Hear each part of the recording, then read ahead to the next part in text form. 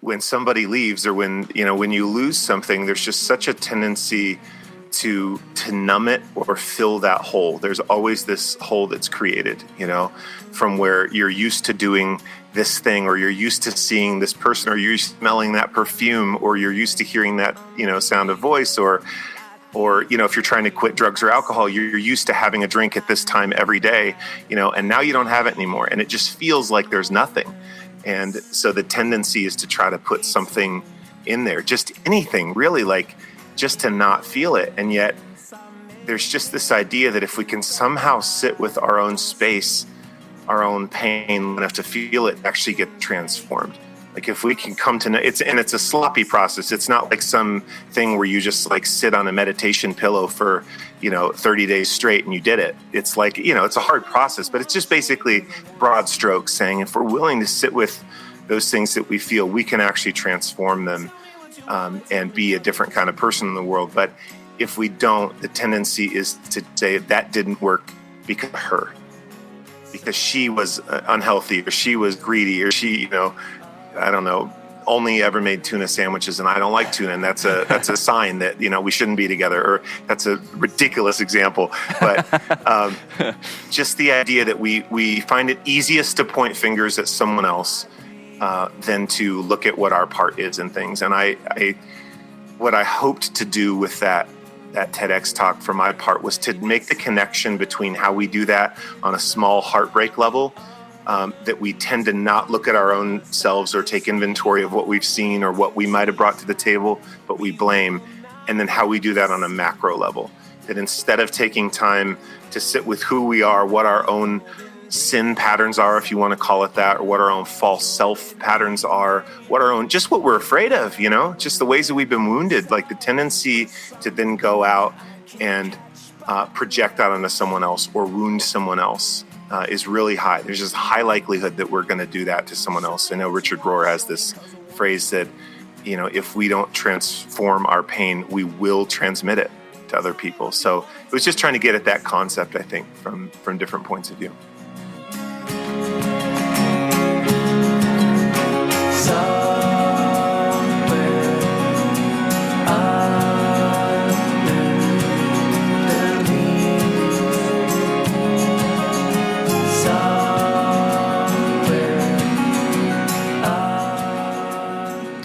Welcome to the Deconstructionist Podcast. I'm your host, John Williamson, and I'm excited this week because, as you guys who have been listening for a while know, I'm a huge music fan. And so anytime I have the opportunity to talk to a musician and kind of pick their brains about where their inspirations kind of come from and that sort of thing, it's always fun for me. So this week, I had a couple guys on, a couple fellas. The band is called Ryanhood.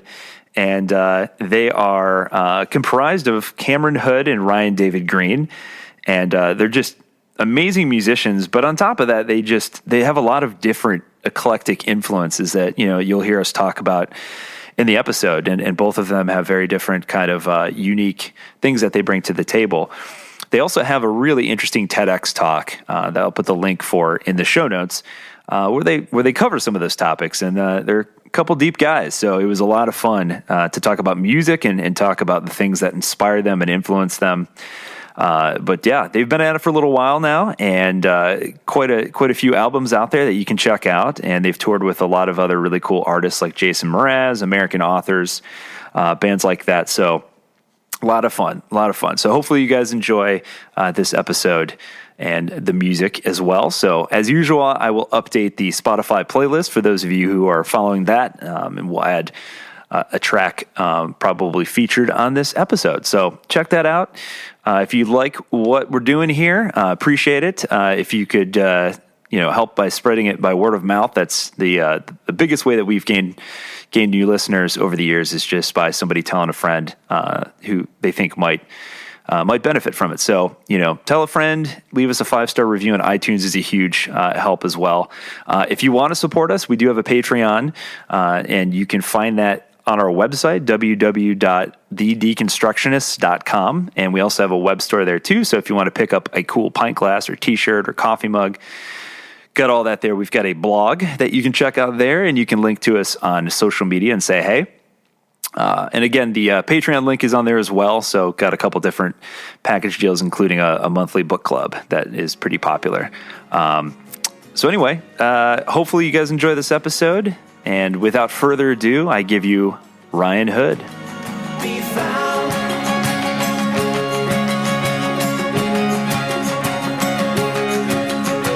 Do you want to be found?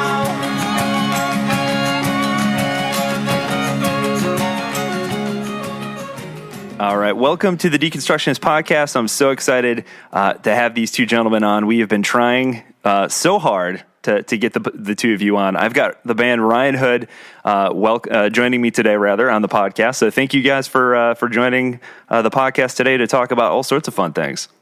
It is a pleasure. Thank you, John. Yep, absolutely. To be here with you, man.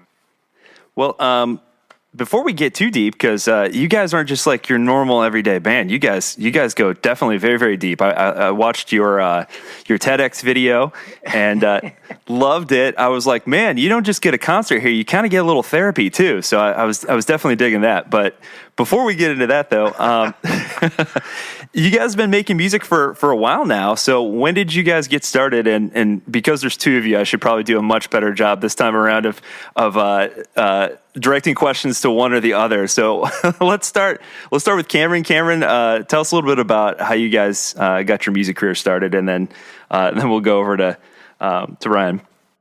Sure thing. Well, I'm Cameron Hood, and this is my longtime friend and collaborator, Ryan David Green. We knew each other in high school when we were in rival rock bands at our small little high school, always sort of battling at the Battle of the Bands to be like the cool band at the school. And eventually just kind of the tension softened between us, and we kind of admitted to each other that we had a lot of admiration for each other. And so what once was just this rivalry, it's like you end up being like, my rival is like me. He's a guy so much like me. We became friends and started hanging out. He got me a job at a music store. And we started playing guitar together a little bit. But he got into Berklee College of Music in Boston. And we're from Tucson, Arizona, which is where we're calling in from right now.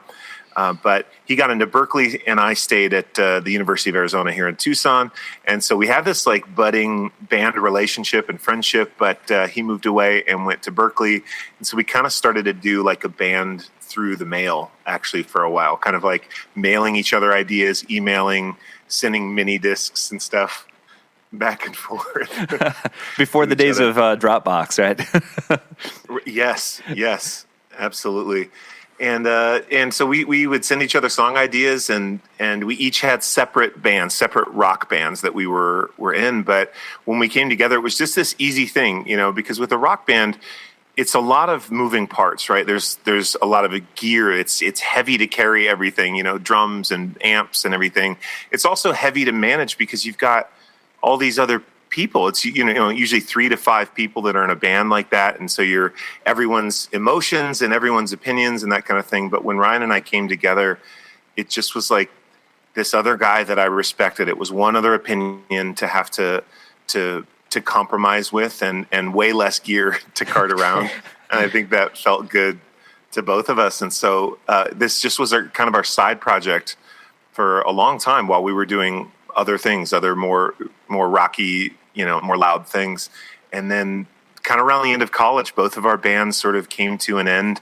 And Ryan was like, Cameron, why don't you move out to Boston? I think I know of a way that we can make a living as just acoustic musicians. And if I don't know, Ryan, if you want to, you could pick up the story there. But that's kind of how we met and started. Yeah, well, it was. Yeah, I mean, the story was, hey, we're done with college. We can make a living as street performers here in Boston, because I knew some musicians who were doing that, and I had been dabbling in it. He had come out and visited me in Boston a few times on school breaks, and we actually tried some subway performing then, and so that's what we did. He flew out there, and we had basically earned the right to street perform at Quincy Market in Boston, which is a sort of exclusive street performer community where they actually hold auditions in the spring. Whoa.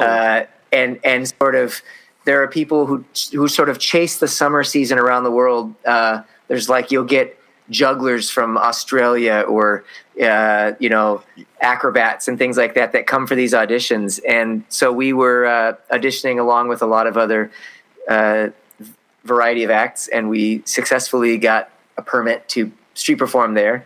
And that was the start of everything for us. That's where we started building audiences and learning how to get an audience, because you don't even get the privilege of starting with an audience when you're there. You're starting with, a couple people sitting down eating a hot dog and shopping, and you try to turn that into an audience. And so we would watch these other performers in other sort of disciplines different from ours, but we'd watch them and learn from them in the ways in which they would corral an audience and sort of, I know there's a better word for it than manipulate an audience, but would bring this audience to this peak where they would do in their case, it would be the big tip moment. They'd save their big chainsaw juggling moment for the end when they had enough people. And so we did that. We had our closing song that we would do that with, and then I would leap over to the CD table and sell CDs from that table. I remember a really interesting thing about human nature that we learned from watching a lot of those other performers, do it kind of better than we did it in the beginning. And they would do this thing where they would get a couple of people over by any way that they could. They'd just sort of call a couple people over and be like, hey, we're about to have a show. On the count of 3, I need you to just cheer like I've done the most amazing trick or played the most amazing song you've ever heard in your life. I'm not going to do anything but count 1, 2, 3, but I want you to cheer. And so people would go for it, and so they go 1, 2, 3, and everybody would be like, yeah, and just go absolutely nuts. And what it would do is that anyone else, like kind of in the nearby premises downtown or in that overall street performing area, would hear that, and that, like, my medic desire would kick in, that like, I'm missing out on something. I've got to get over there where other people are having fun, that would kick in. And then all of a sudden, about 1 minute later, you'd have all these other people start to trickle in and form this crowd before the person had done anything. And so we even started stealing that trick a little bit too. Brilliant. We get a good song like queued up, and build a crowd that way. You have to actually have something to do to keep a crowd, but that's a fun way to build a crowd to begin with. That's so funny. That's brilliant. So you start performing on the street. You're in Boston, and you guys have just kind of created this band between the two of you. I'm always interested, though, when it comes to bands, like, how did you guys decide on the type of music you wanted to play? Like, I'm always interested to see, like, obviously, I was going to say Foo Fighters. That's a terrible example, though, because it was just Dave Grohl, I think, in the beginning. But like, how do bands determine what their sound's going to be like? We want to sound like this. Like, did you guys sit down and have a conscious discussion about that, or was it just something that you guys kind of fell into? Influentially, at the time, there was sort of the overlap of our influences. When we were in high school together, we both loved all these 90s rock bands. Collective Soul was a favorite band of ours, and bands like that. So this riffy rock stuff. But then there was, it would go back. Beatles were a huge overlap. So we had some overlap influences. There was an album that, this was around the time, we probably formed shortly after Dave Matthews and Tim Reynolds had put out a duo album. Oh, yeah. And that was huge to me because I was an electric player before that, kind of exclusively, a lead electric player in the school of, guys like Joe Satriani and stuff. They were my heroes. And I heard this duo record where it was a singer-songwriter, Dave Matthews, with this guy, Tim Reynolds, playing acoustic next to him. And it was incredible. And they're playing like arenas, and the arenas are going nuts for like the sound of this acoustic thing, just a 2 acoustic thing. It kind of redefined it. And I've never really thought of this before, but also that was kind of the era when MTV Unplugged was really becoming a big thing too, right? You had the huge Nirvana Unplugged album. It just became clear that like there was kind of a magical essence to stripping music down to that. So it was appealing. And I think that idea, as Cameron mentioned, of kind of going lighter, not stylistically, but lighter, gear wise, and bringing acoustics out. we definitely go pretty high powered as an acoustic duo. We one of the things we decided from the beginning was that we weren't going to play sitting down. We didn't want to be like, if we do the acoustic thing, we don't want to be sitting on a stool. We want to be standing up. We want to be creating a really fiery performance that kind of bucks that perception of a folk artist or a singer-songwriter. And also, the other thing I remember deciding early on was, we both listened to everything, and I had, really like happy music, and I also had, a Nine Inch Nails record, and there was a decision between us, like, hey, let's we get to choose what we put out there. Let's always, let's leave people feeling better when they leave our shows than when they got there, and let's really bring some hope. So it doesn't mean that we don't sometimes write music, that we certainly go to heavy places. But yeah, when we sort of agree to present something, that I would say that's not necessarily stylistic, but that's more philosophical, I guess. That was like an early mission statement for us. I mean, the thing I thought you were going to say when you were like, we decided that we weren't going to sit down. And the other thing we decided was we weren't going to wear cargo shorts. That was definitely a thing of the time. Yeah. Like we just made this decision that we were always going to try to dress nicely, that we wanted to show our audiences that we took this really seriously, that we were going to make a show. And if they were willing to come into this world with us, like it could be a transformative experience. I don't think we would have used those words for it yet, but we just wanted to show the audience that we took it seriously. But the real thing, the theme I think that Ryan just mentioned is really true, that we decided that we wanted to always at least leave it on hope, to be able to find hope in any situation. And I think that's been a mission statement for us the whole time. It's this idea that if you're not willing to go into the hard thing, into the hard places, you suffer from that kind of Pollyanna, almost pop music problem, where it doesn't take anything seriously. It's in some other world that's not connected to so many people battle with. But if you spend all your time there and only there, and don't find any way to lead people out of that, or to find some pathway out of that, then you've only deconstructed, right? You haven't built anything back. And so that was, I don't remember whose idea that was, Ryan, yours or mine in the beginning, but we've just stuck to it since then. Let's be willing to do this kind of path of descent thing in the shows, in the songs, in the stories that we tell, but we're not going to stay there. We have to always go down and then find there's some kind of hope or happiness on the other side, that we've got to get to. Yeah, it's. I mean, you guys definitely don't shy away from the heavier themes, within your music, even though, the music itself is beautiful. And what's remarkable to me too, I think, and I want to compliment you guys. Number one, I did notice how nicely dressed you guys were. That did stick out to me. But number two, I was like, those are some finely dressed fellas there, But no, but the music you guys, even though it's just the two of you, thank you. You guys create you guys create a really rich, big sound. And oftentimes I would forget as I was listening to the music that it's just the two of you playing, which is remarkable. Thank you. I appreciate that. That was present even in the really early days. I remember people kind of giving us a similar compliment at our earliest shows, and all I was doing was playing acoustic guitar and singing. I think Ryan brought all the extra sound even back then. He was playing acoustic guitar, but he had delay pedals and I don't even remember what else, but you'd sing harmony and then you would add a delay pedal and sort of then start to layer things on top of that. And then I would hit my guitar, and then eventually we started adding in these little kick drum pedals called porch boards that we play with. So we're actually kind of playing a kick drum-like sound with our feet, and then we added in foot tambourine that we'll play with live. So we're playing multiple percussion instruments with our feet, and then singing harmony, and we both sing lead and both play leads at times and stuff. But I think back then Ryan was the first one to sort of add all that texture in, and he's always led the way. Well, and as you mentioned, we had to make a a ruckus to round up that crowd. So we got used to being as big a sound as we could pretty early on. That's great.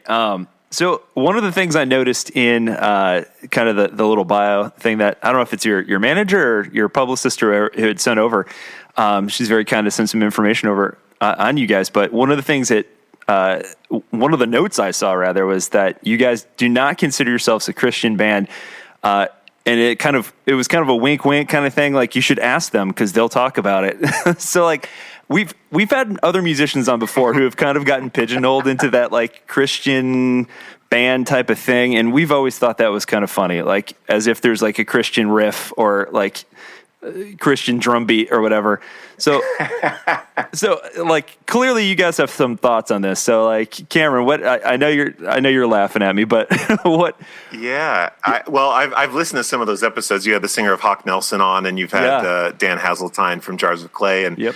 I know that they both talked about the limitation of the market, that if you say that you're a Christian artist, you've severely limited the market right away. Yes. You know, now those people might be more apt to trust, the people within that market might be more apt to trust you and buy whatever you make just because they feel like they can trust you. But so the biggest part that I've heard folks talk about is limiting the market. But I think for Ryan and I, it was just always this sense of like, we don't want to limit who we play to. Like, it's not so much that like it's a lesser, I'm not trying to those artists are focused on money or anything like that, but there's this great desire to be able to play and sing to everybody, you know, and make music for everybody. Because I know with myself, it's not always, and maybe not even mostly, Christian music or worship music that has reached me, you know. And so I just think about like, who has reached me? Well, Pink Floyd reached me, and the Beatles and U2 reached me, and those, none of those were found in the Christian section, but they did something to me, you know. And I don't know, Ryan, you want to jump in?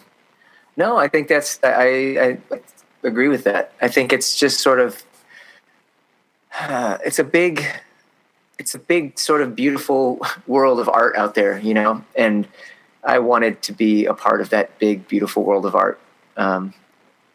And so that's how I feel, you know. And similarly, so much there's beautiful music in all the different compartments, but I didn't really want to go into a compartment. I think, speaking personally, I know Ryan and I both have spent time leading worship at, you know, local churches, and we've done that. And I can tell you that the highest highs I've ever had musically on stage were actually leading worship, where it felt like it was truly about something way bigger than just us, or even the songs, or even the concepts, or even the music that we made. It just felt like I was able to just touch something just above me that felt so amazing to me. Those are the highest highs, you know, that I've ever experienced. But that's not where I spend most of my life, I would say. And I know that not everybody in the world is ready to or wants to sing to worship music. I mean, there's some people who are who don't, you know, believe in a higher power, a God of any kind, and the only thing they need is help not committing suicide right now. Right. You know, they just need to find some kind of beauty or someone to sing, "I dare you to move. I dare you to pick yourself up off the floor." Like, that's the thing that person needs. You know, and if that's only ever found in the Christian section or on Christian radio, right? You have to be casting a much wider net than that, you know. And then there's, I don't know. I guess I'm trying to say there's all people at every stage of spiritual. I don't know if progress is the right word, or just there's all different ways to speak to people. So we need bands making music for all different kinds of people. That's the main thing I'm trying to say, you know. Yeah, I love that. It's kind of funny because I think of bands like U2, one of the biggest bands of all time, and no matter where you stand on like whether or not you like their music or whatever, they very clearly sing about very heavy kind of theological topics, but they're not restricted to singing about only that. You know, they have a much wider palette to choose from. Right. You know, and I've always felt like that kind of seems like the right way to go. Yes. You know, like, because then you have the freedom to talk about anything you want to talk about. Like you just said, there are people out there who maybe just need to hear a message of hope just to hang on for one more day. And you have the freedom to do that, to speak to that, to be as gritty and as dark and as light and as happy as you want to be. Speaking of which, this is a great segue. Good job, guys. One of the songs that you guys play on your TEDx talk. Yeah, see, there's magic in the air here. So you guys talk about, and this one hit me pretty hard because I've learned, and I told your publicist this. I said the podcast kind of runs itself. We've kind of realized that over doing it for 5 years that doors just kind of opened as they're supposed to, and in the right moment, and topics kind of present themselves just kind of at the right moment. And we stopped questioning that years ago and just kind of roll with it. So anyway, I'm sitting down and I'm watching your TEDx talk. And one of the first things you start talking about is this idea of a breakup, and this habit that human beings have, myself certainly included. I had just gone through a really horrible breakup when I'm watching this video, and I'm like, damn it, it talks about like this habit that we have as human beings that we don't want to push in and feel that pain. Especially when it comes to a breakup, like a broken heart is one of the more painful things a human being can possibly go through. And our instinct is to move away from that pain, not push into it, but move away from it. And so often, as you put, much better than I'm putting it now, you try to fill that void with something else, whether it's fun or drugs or another person or whatever. And oftentimes we're not in a healthy place at that point. We're just trying to fill this void as opposed to learn the lessons we need to take away and to put in the time to heal and that sort of thing. So talk about that, and then talk about the song that you wrote around that idea. Sure.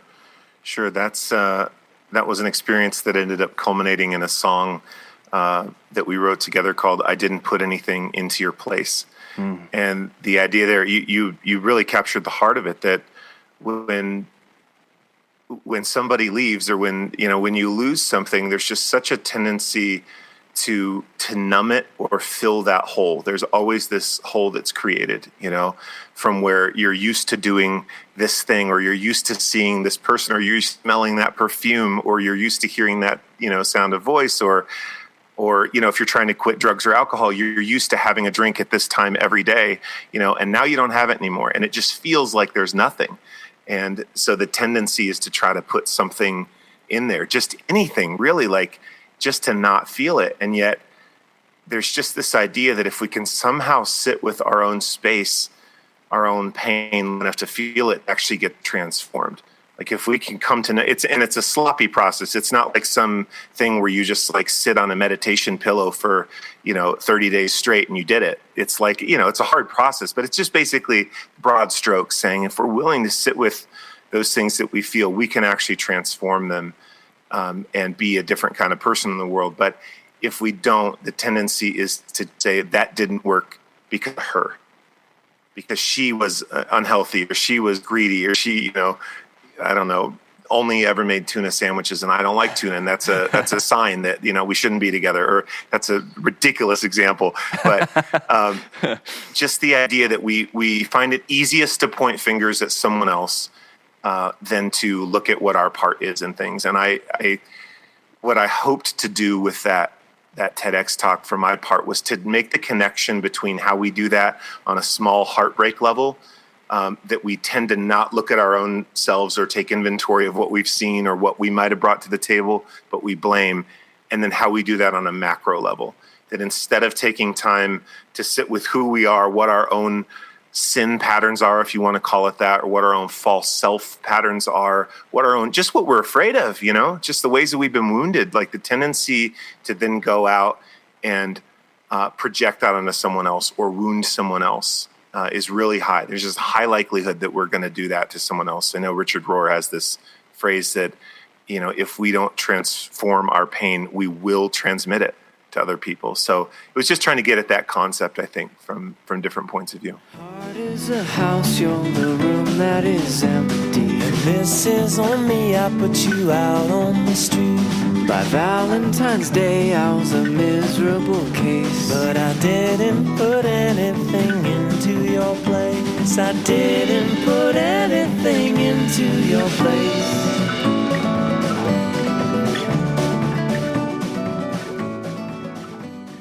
Yeah.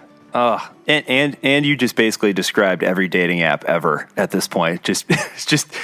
Just damage, just perpetuating itself in perpetuity. Like it's just, and at least in my experience, but Yeah.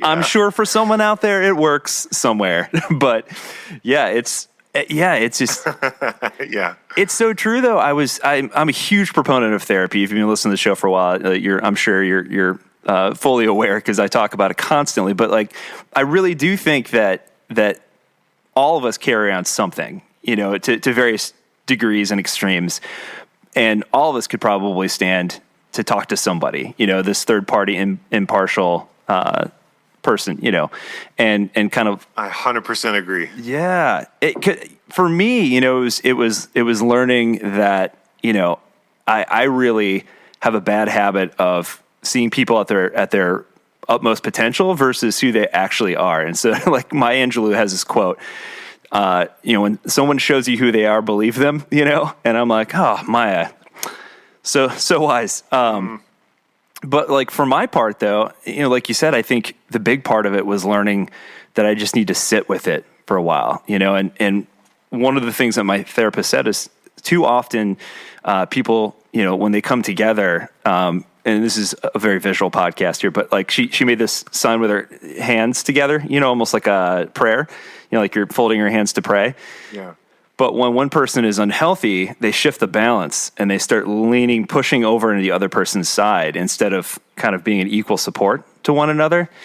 And I think, too often when we push into another relationship before we're ready, or try to fill that void with something before it's time, before we're ready, before we've really worked on ourselves to become a whole person again, we're just pushing that crap, that baggage onto someone else, and it's you're starting off in an unhealthy negative at that point.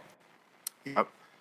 Absolutely. I think one of the things that we've tried to press into on this record lyrically is doing so. I think the overall theme of our newest record is like kind of finding space to catch our breath and see what's here, see what we're bringing to the table, see what we're bringing to the culture and to politics and all that. But some of the songs are just love songs or heartbreak songs, but they're songs about trying to examine what did I bring to this? How could I have shown up differently? So instead of just being like love gone wrong, which is a whole genre of pop song, it's like love gone wrong. And what did I bring to that? We've got the song, I didn't put anything into your place, or no, it's called, that was the other one that was called, I didn't have the chance. And it's just this song about like, I didn't have the chance to tell you, I didn't have the chance to make this right, or to make this relationship what it needed to be. And then at the very end of the song, it goes, I didn't have the chance because I didn't take the chance. Oh. And it's just a tiny little lyrical change. But in that you have ownership, you have responsibility of saying, this was not done to me. Like I'm involved. I have a part to play, a part to own too.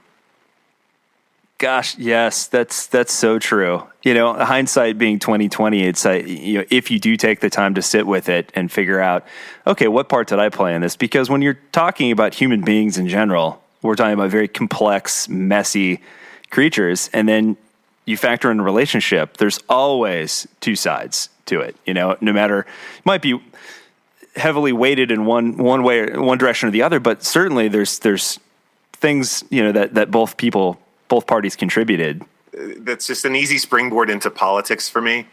But it's not one that we have to do. And we don't have that many political songs on our record. There's only one, maybe two. But just the idea of sitting with ourselves and who we're bringing into the culture, making sure that we're the kind of citizen that we want the other side to be, because it's just a lot easier to point a finger over at the other side and be like, here's how they're getting it wrong. Yeah. But if we don't transform our pain, we will transmit it. We're going to project it somewhere. Oh, absolutely. And I think you're right. I think there's this element to, as soon as you point the finger, you start to dehumanize the other side as well. And so it makes it very, very easy to disconnect from them as opposed to come together and have fruitful dialogue. Because at that point, having fruitful, meaningful dialogue is nearly impossible once that happens. Right. Absolutely. There was that whole thing from, I don't know if I could say it, Zizek, I think is how you say his name, but he talked about ideology and he talked about the movie Jaws, and when Jaws came out, the United States was like, this is clearly a movie about communism. Like the shark represents the specter of communism, But in Cuba, they saw the movie also and were like, this is clearly a movie about capitalism. The shark represents capitalism. But the point being that we like to take our fears and compile everything around one big bad thing, in this case, a shark, or one big bad politician or one big bad group or something. And typically when we're able to do that, we can dehumanize them or anyone that follows them. There's this thing that we're able to do and sort of go, I'm allowed to hate them because they're not really like me. They're not really human, Yeah, gosh. That's getting into the political weeds. No, that's it makes me think of. And I'm not personally. Oh, go ahead, Cameron. Oh, sorry. I think we have a little bit of lag with the audio, but we do, yeah. I just was going to say I'm not super interested in the politics per se. I'm just really interested in being healthy people. Can you just imagine if all of us took some time to do therapy like you're talking about and just know the things that we're afraid of and know the wounds that we have, rather than going and telling, another side what they need to do. Not everyone is equal. There are real harms that have been done by certain groups more than other groups and to certain races. I'm not trying to make everything equal, but I'm just saying that when we have listened well to our own pain, our own wounds, our own stories, we become better listeners to the pain and wounds and stories of others, all those conversations become easier when we've made some space to sit with what we're feeling also. So I was just saying, can you imagine what our political discourse would be like if we all had some awareness of our own wound and our own shame and our own fear that we were bringing to the table? Oh gosh. Yeah, you weren't kidding. And it just seems like, and I often blame social media for this, but I know it's much more complex than that. I just like to bash on social media because it just seems so unhealthy, and so often you just see a lot of anger and a lot of shouting, on social media, a lot of the different platforms. But I think once we've kind of boiled things down, these very complex issues down to taglines and just these terms, whether it's conservative or progressive or liberal or whatever, now they've taken on kind of this negative connotation. It becomes very easy to just shut your ears off and then just shout those words, those terms at one another without truly listening. And you kind of, it's frustrating sometimes, to sit here and watch this kind of discourse take place and wonder if we can ever truly get back to a place where we can sit at a table together and break bread and have a meaningful conversation. And so from a music perspective, that's something that I think can bond people together, much in the same way as a meal can. So how do you view your music from that sense? Trying to bring people together. Cause obviously you write about very heavy topics and very heavy themes. But how do you see your music in that sense? I think you said something like that music can be like a meal, and it's like everybody has to eat. Everybody has to sit at a table and have a meal. And I think it's kind of similar to, when Ryan and I were still rivals in high school, there was no, it's a funny way to put it. It's just, I was jealous of him, in high school is what down to. Really, really good guitar player with this really awesome band. And, and I wanted to be awesome also at the same high school and everything. We had a CD when you had a cassette. Right. I mean, that's a big deal. And you're in high school and we're like, look, we made a cassette. And he's like, oh, that's awesome. Here's our CD. And you're like, no. They got this. That's awesome. But I remember he came over to a party at at my house one time, and he picked up the guitar that I had kind of lying around at this, like a high school party, and he picked up the guitar, and I had this friend who was kind of like playing the role of a henchman who like came up to me and was like, "Yo, Ryan Green is at your house. Ryan Green is in your room. Ryan Green has picked up your guitar and he's tuning it. He's tuning your guitar differently. Do you want me to stop him? And, that's like and all totally the ladies are in there paying attention. And I was like, no, let's go. Let's go see. Exactly. That's probably why I was jealous. Right. But I go in there and I listened to this song that he was just kind of noodling around on this song that he was working on, and I was like, play this song, Ryan. Like, I'd love to hear this. And he's like, oh, no, I couldn't. I'm like, come on, play it. He's like, okay, all right, I'll play it. And so he just plays like one of the most beautiful pieces of music that I had ever heard at 17 years old. Just this like almost Irishy, like open tuning guitar thing called Can I Do You? And just this love song about falling in love with this girl. And like, the key line is, can I kiss you? And so I do. It's like she answers, with a nod. And so he does. And I just remember thinking, this guy is like me. This is like, and I only know that through music. Like he sang me his heart, and he's vulnerable enough to like sing me the song he was working on. I was like, this is exactly what I think about. This is exactly what I write about. I didn't know that the maestro, Ryan David Green, the maestro, like, wrote about that and thought about that. And it just instantly bonded me to him. My enemy is like me, Just to kind of connect all these thoughts that I agree with, John. It's like, and how sacred I think music is as a unifier, as a, it gets called the universal language. That's an amazing thing of it right there. We can all sort of be moved by music, whether we even understand the lyrics or not. That's incredible. And it can change us even. But I think about that. We just had the privilege of playing a few outdoor shows to celebrate the release of our new album. And first of all, we've all been apart through the pandemic. And there's just a lot of, separations, a lot of political stuff going on. And so to feel, Cameron made a comment during that show, like around you right now are people who feel totally differently than you do, who think totally differently than you do. And basically just put out kind of a plea, like to have grace for one another, that we're all trying to figure this out. we all have valid reasons that we have for fears, and it's just what I love is just that music can be a place where we all come together.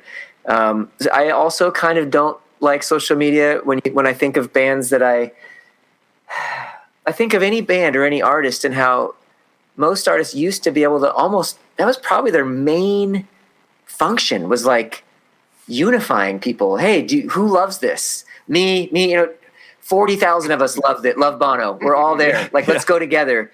We saw U2 in Boston, and at the end they closed with 40, and the show ends, and 10,000 people streamed out of Boston Garden singing, "How long?"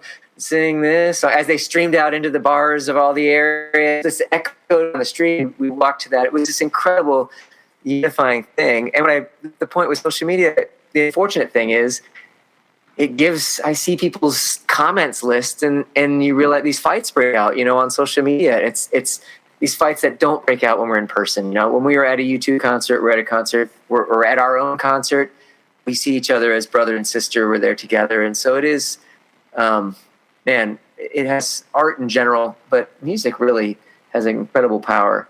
And I sure hope that we can get out to where we're seeing shows together, and that's kind of that metaphorical breaking bread together, I think, in a way, is that we all look at each other and nod that, hey, I'm happy to be here too. I like this too.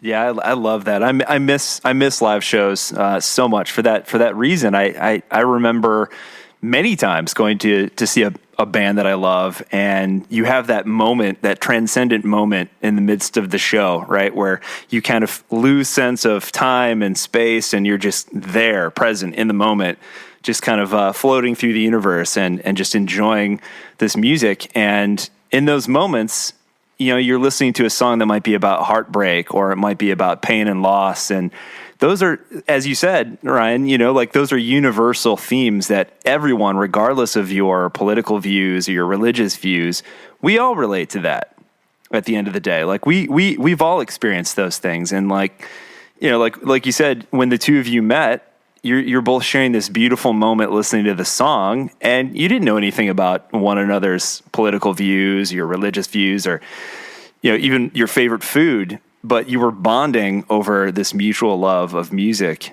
And I think that's so strong. Absolutely. So tell me, guys. That's beautiful, Ryan. I love that. Yeah, you see, like, you guys are poets, man. Like, so let's talk about that a little bit. I want to talk about, there's a song I was listening to earlier today off your new record, and the new record is Under the Leaves, right? Am I getting that title correct? Yep. So there's a song, you're going to have to tell me, I think it's the song Under the Leaves, but you have this lyric that I literally rewound it. However you do that on Spotify, I have no idea. It's not probably rewinding. It's moving the slider thing to the left. I don't know. But you have this lyric that I listened to. I'm not even kidding. Probably seeked it. Yes. But like, I think I listened to this lyric like 15 times just because I loved it so much, where you say, in the grayness of the raining, in the falling of the leaves, in the sadness we are planting trees that we will not live to see. I probably butchered that a little, but you guys get the idea. I don't know who wrote that, but that was it. Yeah, that was it. That's good. Yeah, just this idea that we are leaving a mark that we're not going to be around to see, and I look at life that way in so many ways, when it comes to my daughter, when it comes to just anything I put out into the world, just this idea that, this is temporary, but this impact is going to carry on. This ripple effect is going to continue and cascade long after I'm gone. So tell me about what was the inspiration behind that song, and what made you write that lyric? I think directly that was a response to this Wendell Berry poem called Manifesto, where he says things like, invest in the millennium. Like your job is to help build rich soil that's going to last, that's going to really be rich 2,000 years after you're gone from the planet. But like that, it's that in contrast to what we're doing on social media. We're all, many of us, I think if we're honest, we all want to be some kind of influencer, on social media, like leading people and helping them. Like maybe I won't speak for anyone else. I have that. My ego wants that. I just want to be some cool guy that's smart, that, that's like a wise guide for everyone else. And it's the idea though, that to invest too much of myself in that, it's my worth then just goes up and down based on likes and how many people have seen, and whether the people that I want to see the thing that I posted have seen it, and whether I'm agreed with or not, and whether I always say the right thing or I don't. That it's such a fast-paced fight in a way, and it's just kind of saying, what if I don't play that game? What if I try to slow down and quiet my own mind a little bit and play a much longer, much different game? I think that the trouble with like being in a band like ours, where we've been a band for 20 years now, is to know, are we having an impact? It's hard to know. If you're up one day on social media, you're down the next day on social media. And so if you're judging by that, you just can never really tell. But it's saying we're investing in the millennium. We're meaning we're investing in that soil. We're investing in just planting our seeds. That's all we can do is, I think about things a certain way and Ryan thinks about things a certain way. We write music a certain way. We're going to plant that. That's what we have. I love that. I've never thought of that's. I'm going to start saying that on stage, when we're playing to 48 people in Charlotte or whatever, or 19 people on a Tuesday night, just say like, folks might seem surprised to see only 19 people, but this is all part of the plan. This is a long game here. In the year 3000, we are going to be a big deal. As I'm staring at the ceiling, I see shapes and stars, like I'm painting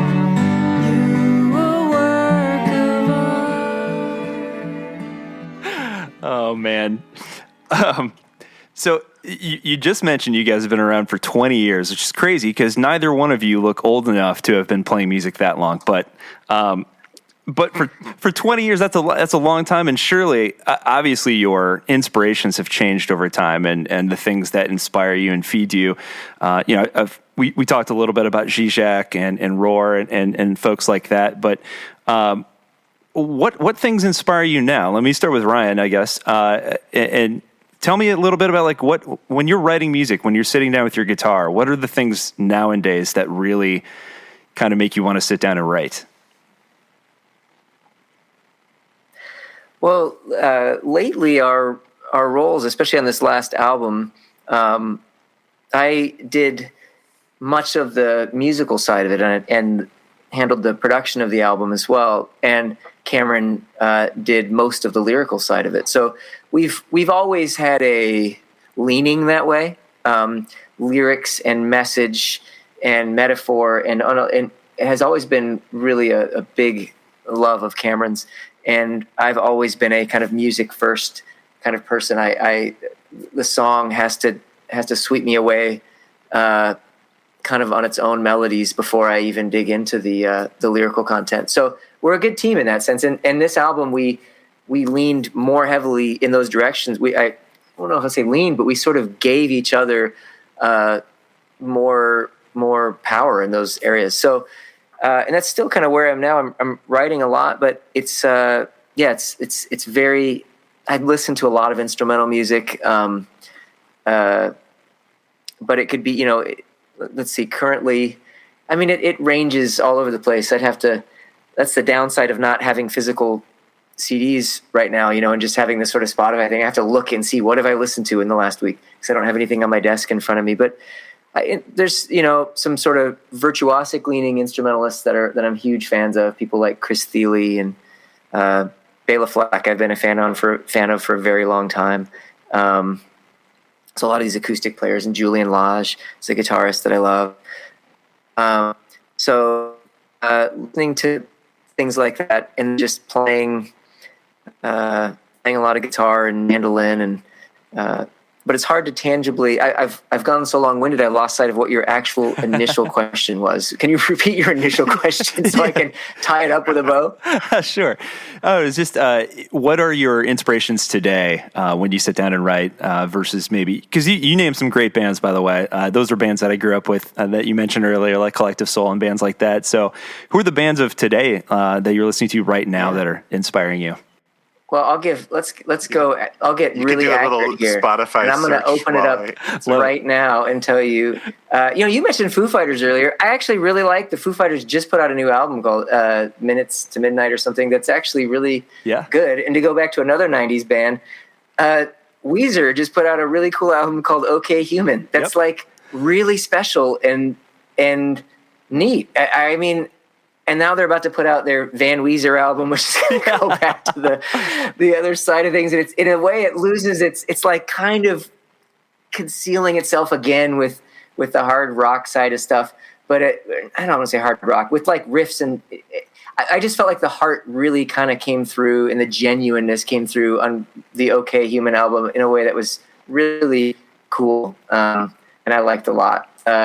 And other favorite albums lately. There's a guy named Ben Cosgrove who's a piano player we played with recently, and he just put out an instrumental piano record called The Trouble with Wilderness. And this guy, what's so cool about him is that like I write instrumental music, but I always feel a little bit embarrassed saying this song is about such and such because it's instrumental, and I feel like it's people can think it's about whatever.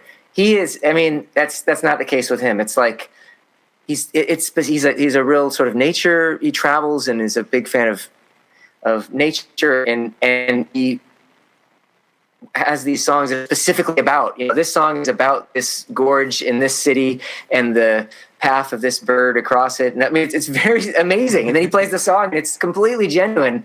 His songs called things like "The Rush of Beauty" and "A Sense of Order." And anyway. That's a really cool recent album of instrumental stuff. I've been listening to some bluegrass stuff. There's a guitarist named Grant Gordy who just put out a bluegrass album. with some other musicians. It's called Bluegrass and the Abstract Truth. That's really cool. I like McCartney's new album, McCartney 3. Yeah. I thought that was really cool. I'm a big fan of this guy, Mark Orton, who used to play in Tin Hat Trio. And that's an instrumental group that's amazing. And he just put out another film score that I really like a lot. And I've also been lately on a kick getting back into kind of everything Ben Folds. I just really like Ben Folds 5. I've been listening to some of their live stuff and stuff he's done. It's just so creative. He's leaning way into creativity in the sense that he just has, I think, a new podcast that's all about, he just interviews other creative people, not just musicians, and they talk creativity. And so he's an inspiration to me for sure. I think for me, I'm a big fan of Audrey Assad. Do you know her? Yeah, absolutely. I just really appreciate the depth and simplicity, as well as just her level of excellence of performance. Both her singing voice and her piano playing are so helpful to me. That's a weird adjective to use, but her music is so helpful. I read for it really, really often. As far as other, I don't know if you want to say sacred music or music written for the church, I guess. I really like the Porter's Gate, and I really like Common Hymnal quite a bit. Beyond that, man, I love U2. I love Coldplay. I realize it's not a cool answer, but Coldplay's newest record, Everyday Life, is really incredible. It's and there's terrific. So much variety on it. Yes. And it's so good. There's so much spirit creeping out all the edges of all those songs. Meanwhile, they're just going in all these different musical directions, and it feels very very worldly, very global in a way that I really loved. And then one of my favorite artists is this singer-songwriter from the Northeast, the States, named Stephen Kellogg, who's just this earnest as could be family man, just really great songwriter. I just believe him. He's one of those guys that when he sings, I just believe him, and I respect something about him, which I find hard to do myself. I'm always trying to run away from my own gentleness or my own squishiness. I'd always like to be a little bit cooler. I'd like to have one or two more masks on than I do. I'd like to be a little bit more inscrutable than I am. I mean, those are my values are being, vulnerable and being known and being honest and all that. But when it comes down to it, I wish I had more protection. I wish I had a cooler persona sort of. And yet what I love and respect about Stephen Kellogg is there's none of that. It's the most genuine, this is my heart kind of guy. This is my heart and I own it and I love it. So I don't need you to tell me that you like it or that it's okay. This is just who I am.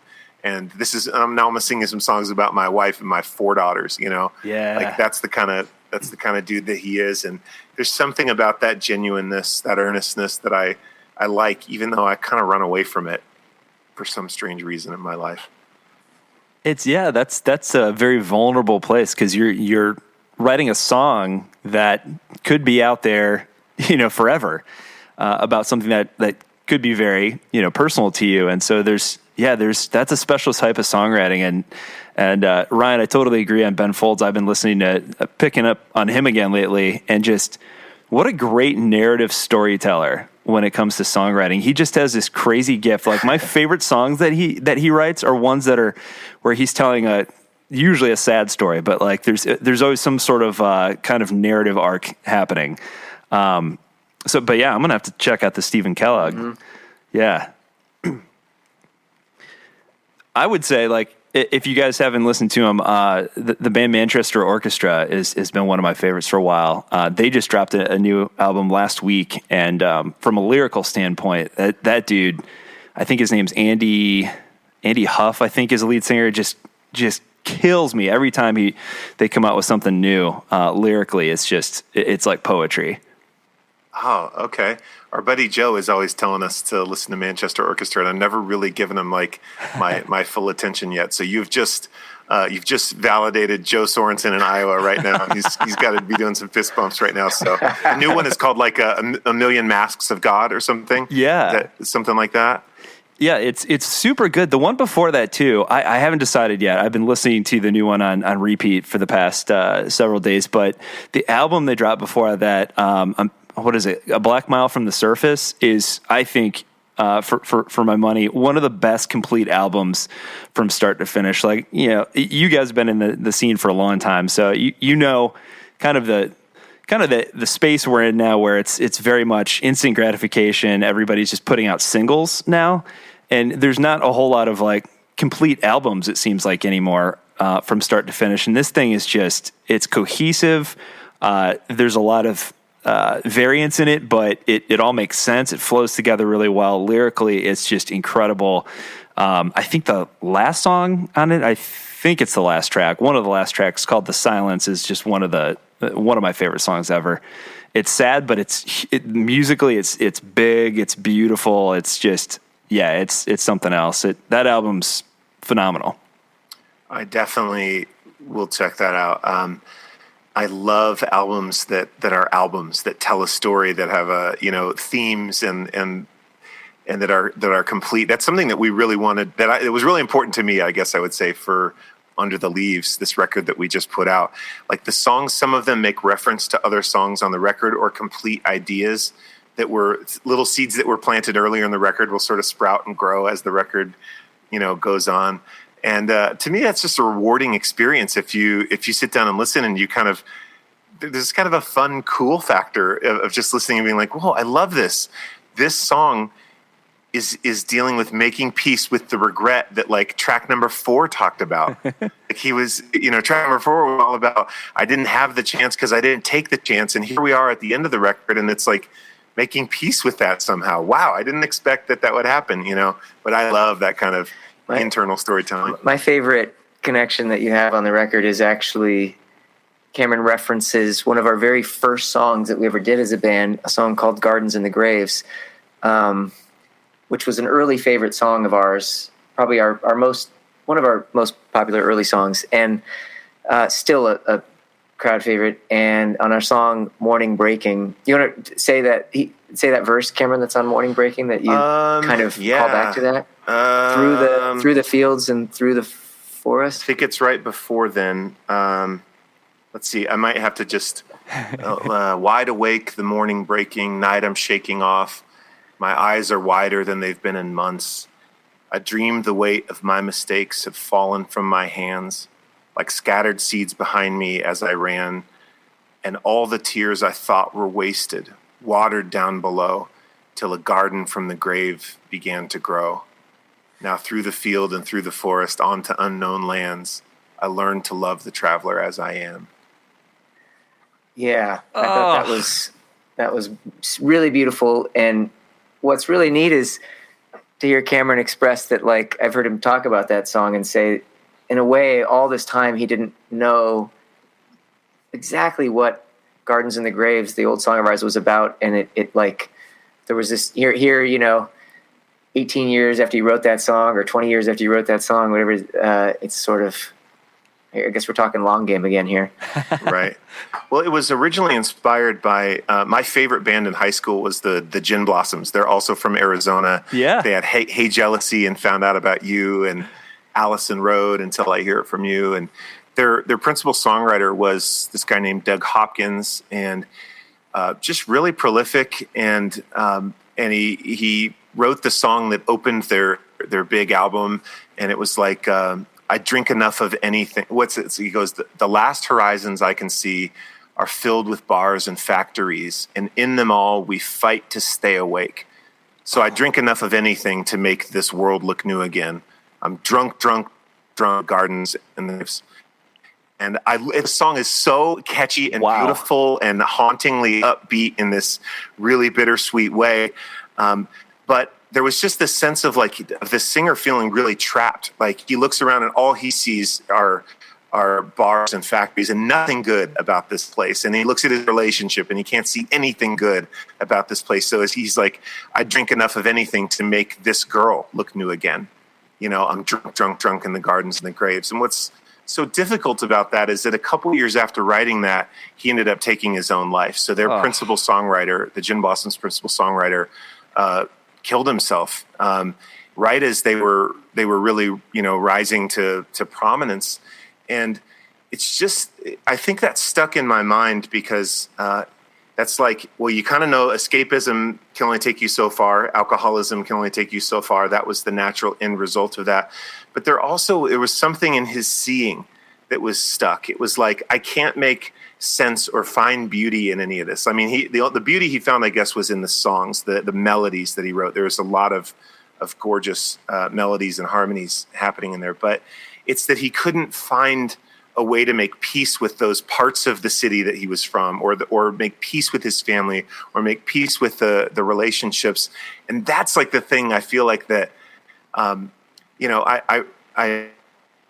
wrote those a long time ago for our cigars in the graves, kind of responding to that and being like, well, we need to learn to like go out of the world and have like be a different kind of person, a more hopeful person in the world, but I still didn't really know what that idea Gardens in the Graves meant until now. And that's what it means on this record, on Morning Breaking, is that we have to find a way to look at all the mistakes, all the good parts, and see all of them as seeds that have been filling the soil, and the very pain, the tears that we would do anything to avoid are the very thing that waters the soil, and it ends up growing this garden behind us if we let it, it's sort of trying to find a way to see the beauty that comes out of all this pain, all these mistakes, everything that we would rather avoid.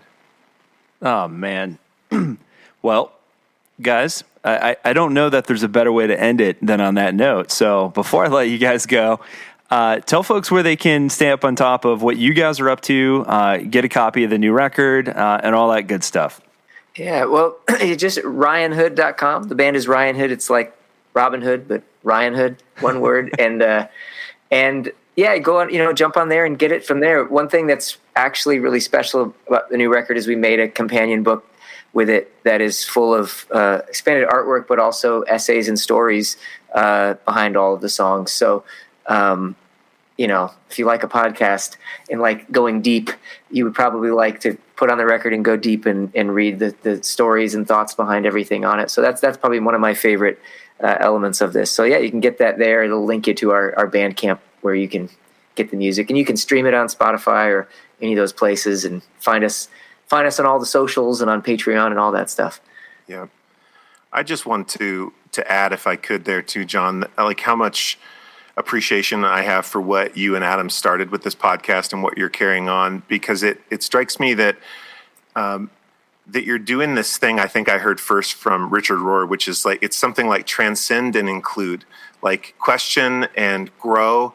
But I always get the sense when I listen to this podcast that you're never shaming earlier thoughts. You're never sort of like disowning places that you've come from, or writers that were helpful to you when you were younger, or sort of going, oh, well, that's the old thing. And, there's a sense in which it seems to me that you're including those ideas as you grow. And there's something that's really gentle and really grace-filled about that. So I didn't want to end this podcast without telling you how grateful I am for what you guys, for the approach that you guys have to growing in all these ways, Oh, thank you. That means a lot to have you say that, because that was a very intentional approach when Adam and I first started, and has continued to be an important component of this podcast, especially as there's a lot of new content out there that fits into this kind of niche, and I don't know that all of it's necessarily healthy, from the respect that a lot of it comes from a place of anger and resentment from that sort of upbringing. And I think there's a way, like you said, I think Rohr, if he's taught us anything, it's, like you said, to transcend and include, and I think appreciate the roots and the structure that you received in your younger years, and building off of that, as opposed to, I guess, taking cheap shots at it. I think that's easy to do, and it's easy to stay in that place of anger and resentment, but I don't know that you can stay there, and I don't know that you should stay there. And so I really appreciate you saying that. So, yeah. Well, thanks again, guys. You're welcome. It makes me think of it. Oh, sorry. Go ahead. So sorry. No, it's the delay. Please. No. Yeah, I know. This is just this kind of odd audio lag. You don't even have to include this.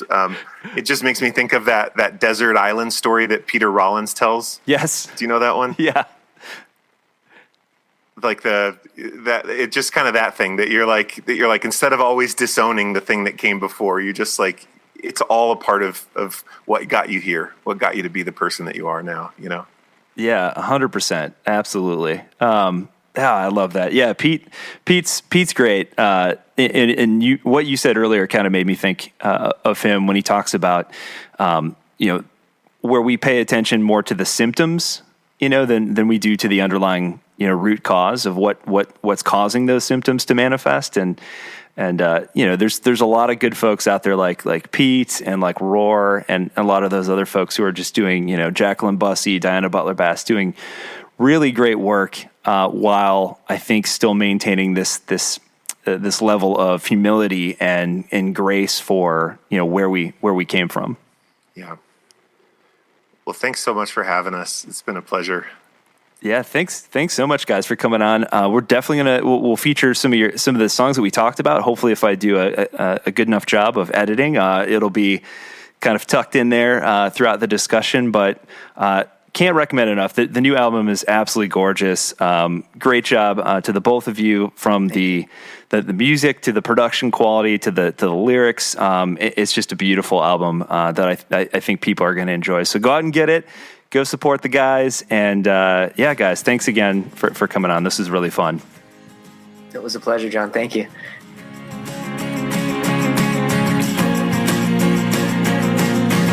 The world is changing, you feel it's spinning faster. I heard you saying we're heading for disaster in the end.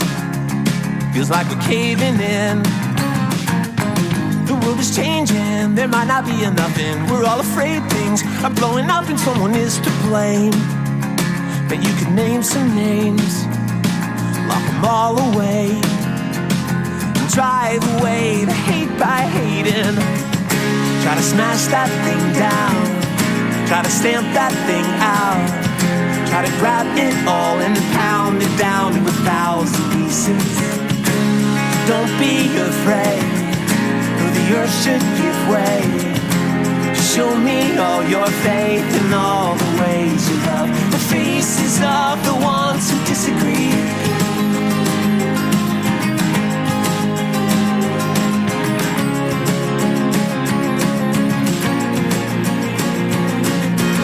The world is changing, it's not that different really. We do the same things we did for centuries when we get scared. We point over there. It's strange how we're never good at knowing the moment we change to be the same as what we fight against. Just feels like self-defense. So we try again. We drive away the hate by hating. Try to smash that thing down, try to stamp that thing out, try to grab it all and pound it down to 1,000 pieces. Don't be afraid, though the earth should give way. Just show me all your faith and all the ways you love the faces of the ones who disagree.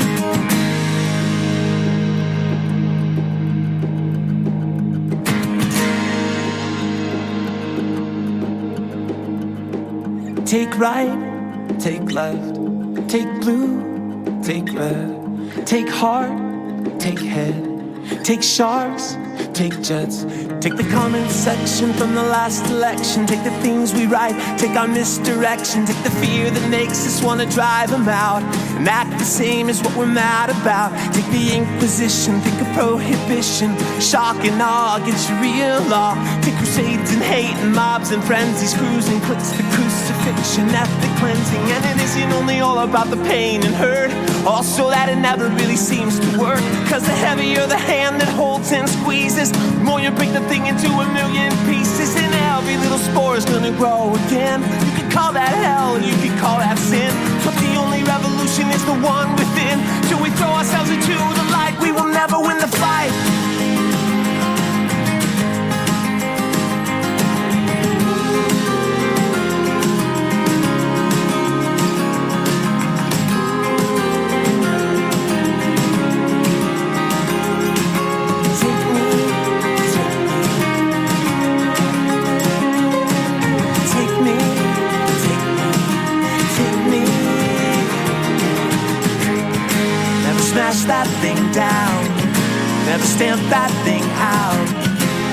grab it all and pound it down to 1,000 pieces. So don't be afraid, though the earth should give way. Just show me all your faith in all the ways you love. Try to smash that thing down, try to stamp that thing out, try to grab it all and pound it down to 1,000 pieces. So don't be afraid, no, don't be afraid. Just show me all your faith in all the ways you love. The faces of the ones who disagree